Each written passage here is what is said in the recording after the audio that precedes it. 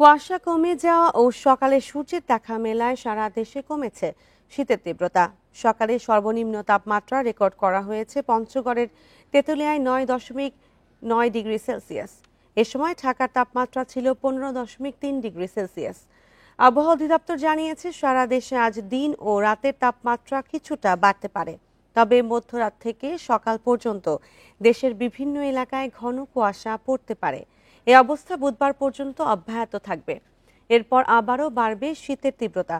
পঞ্চগড়, চুয়াডাঙ্গা ও ঈশ্বরদী সহ বেশ কয়েকটি জায়গায় তীব্র শৈত্যপ্রবাহের শঙ্কা রয়েছে। 7 এবং 8 জানুয়ারি সিলেট ও ময়মনসিংহ বিভাগে গুঁড়ি গুঁড়ি বৃষ্টি হতে পারে বলেও জানিয়েছেন আবহাওয়া অধিদপ্তর।